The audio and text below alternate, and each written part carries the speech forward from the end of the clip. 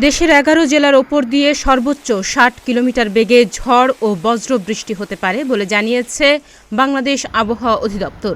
রোববার ভোর ৫টা থেকে দুপুর ১টা পর্যন্ত দেশের নদী বন্দরের জন্য দেয়া এক পূর্বাভাসে এমন তথ্য জানানো হয়।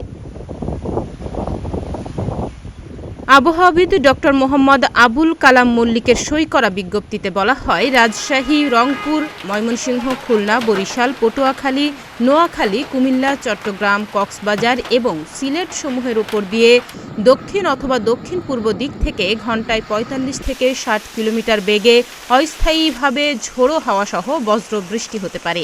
এ সময় এসব এলাকার নদীবন্দরগুলোকে ১ নম্বর সতর্ক সংকেত দেখাতে বলা হয়েছে। এদিকে সারা দেশের জন্য দেয়া ১২০ ঘণ্টার পূর্বাভাসে বলা হয়েছে, ময়মনসিংহ, বরিশাল, চট্টগ্রাম ও সিলেট বিভাগের অনেক জায়গায় এবং রংপুর, রাজশাহী, ঢাকা ও খুলনা বিভাগের দু-এক জায়গায় অস্থায়ীভাবে দমকা হাওয়া সহ মাঝারি ধরনের বজ্রসহ বৃষ্টি হতে পারে। সেই সঙ্গে ময়মনসিংহ, বরিশাল, চট্টগ্রাম ও সিলেট বিভাগের কোথাও কোথাও মাঝারি থেকে ভারী বর্ষণ হতে পারে। সারা দেশে দিন ও রাতের তাপমাত্রা সামান্য বৃদ্ধি পেতে পারে। তাহমিয়া ইয়াসমিন, প্রতিদিনের বাংলাদেশ।